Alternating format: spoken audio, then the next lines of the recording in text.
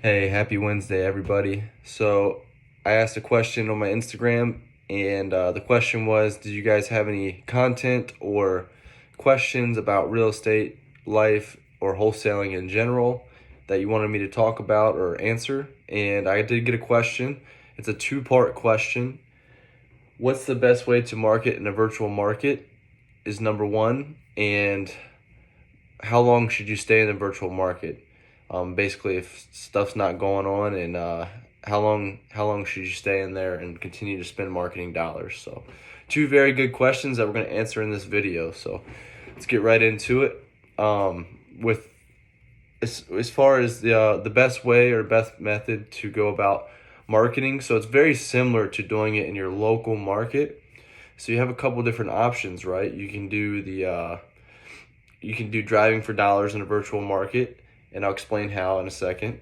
You can do bandit signs, Facebook advertising, direct mail, ringless voicemails, text blasting, cold calling. So it's just a matter of what I would suggest is to picking like one or two marketing channels to start with, and then really, dive deep into those channels and be consistent with it.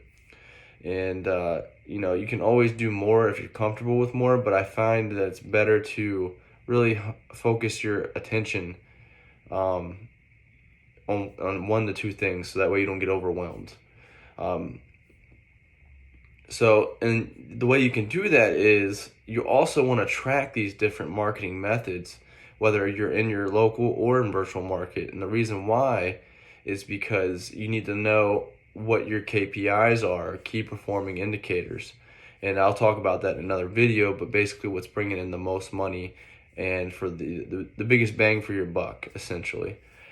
So you can do that using a software called CallRail. It's it's a calling software. They give you I think it's anywhere from $30 to $100 for different plans, and you get like 10 to 15 phone numbers, and you can assign a phone number to each marketing channel. So if you're doing bandit signs, for example, you give it its own phone number, and you do direct mail. You can give it its own phone number. Cold calling.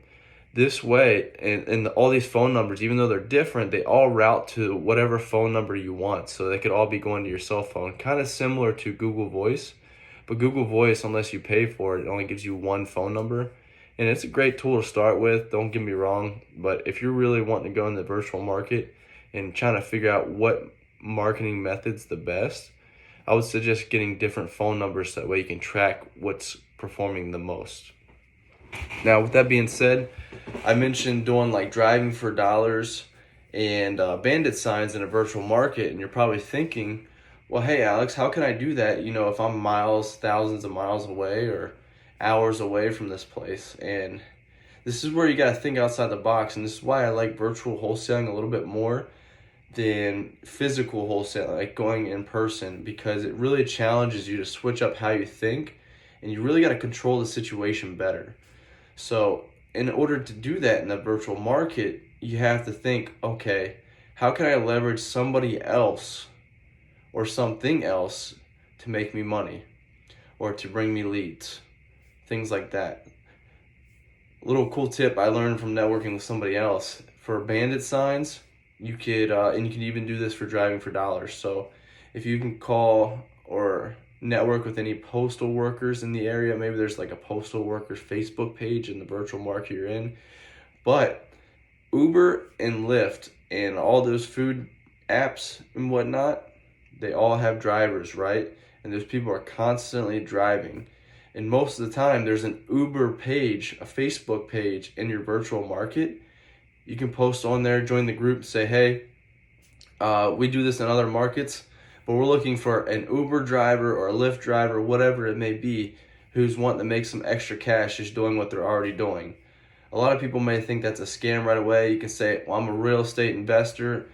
This is not a scam or whatever. You can say, this is my business page. You can check us out. But we're looking to make somebody an extra $250 to $1,000, just for doing what you're doing. And so obviously you should be getting some interest off of that. You follow up with each one individually and just say, hey, keep doing what you're doing.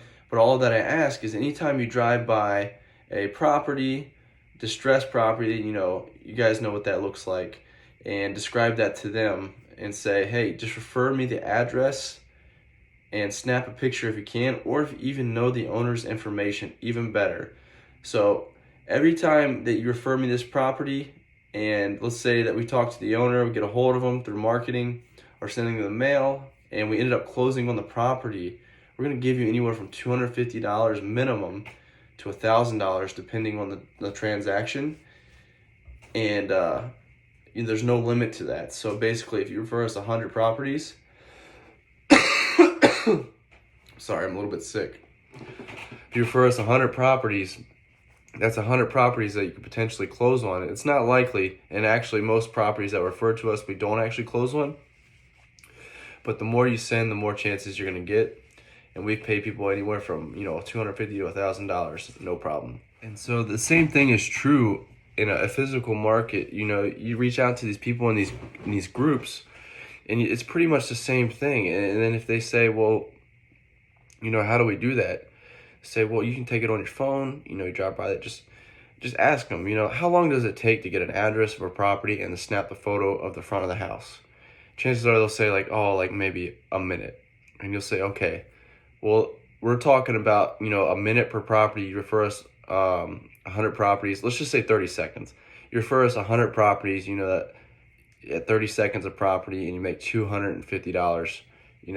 On any number of those, or you say, for 30 seconds of work, you make $250. That's the best, that's a really good hourly return. If you ask me, and this is exactly what I tell them. And I do this for people. I have friends and people in the postal service who are, mail carriers, and they walk around every day and you see these properties. And I've actually closed on a property like that. It was a $7,500 deal. Normally I'd pay like $250 for that, but this person was my friend, so I paid him $500. And at the end of the day, they're doing the searching for you. You're doing all the work, acquiring it and selling it, and so to me that's a fair trade-off. So you can do that in the virtual market as well. And so that's with like bandit signs, driving for dollars. You can leverage other people to make you money, and it's a mutually beneficial for both of you. Text blasting, ringless voicemails. These are all like almost immediate sources of marketing. So it just depends on what you were looking for. Do you want an overnight kind of lead source, or do you want the consistent, tried and true direct mail method? Consistently over time. You mail out maybe 2-3 times a month or whatever it may be, and you set a certain budget for it. So it comes down to personal preference on which marketing method you want to do, but all in actuality, you can do everything you can do in a local market virtually. So there's no one best method. For me, my best method has been like Facebook, because I like the leads coming to me. Facebook, and even like the Investor Care website. That's where I did my first deal, $65,000. That was the only form of marketing I had. $50 a month, made $65,000. So, you can set that up in the virtual market as well. And you also have the paid way and the free way. Obviously, the free way takes up your time. You're exchanging time for money. And then for the paid way, you're exchanging money for your time. And it depends on what you're comfortable with. So if you're really good at cold call in the virtual market, same thing, just transfer it into that market.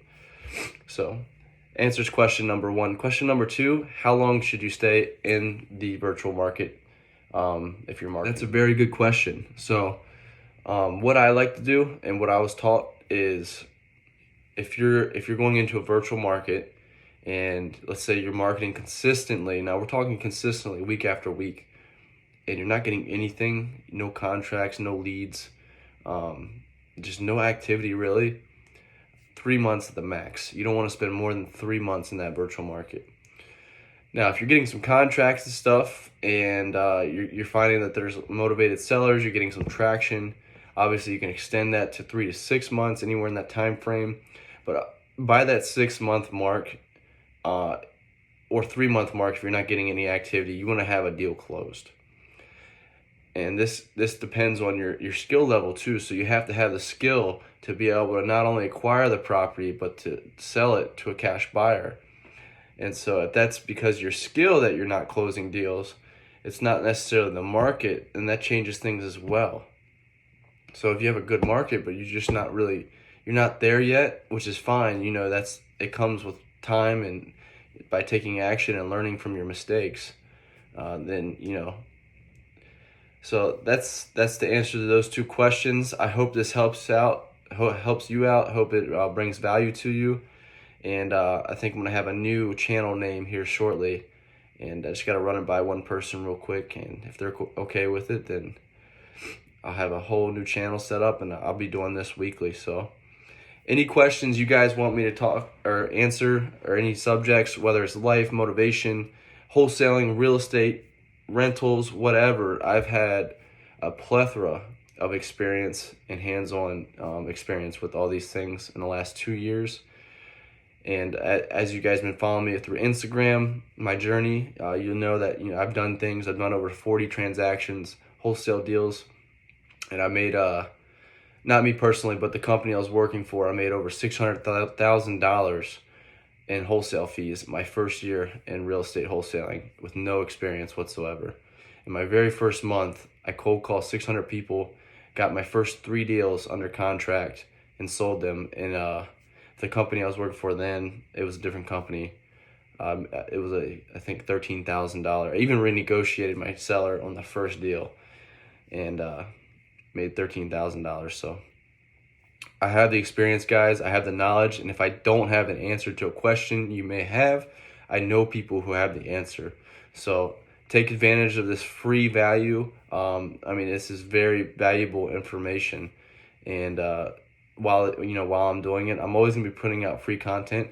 But eventually, my time's gonna be worth more, just like your guys' time's gonna be worth more as you go through this journey. And I don't want to waste anybody's time. And so awesome.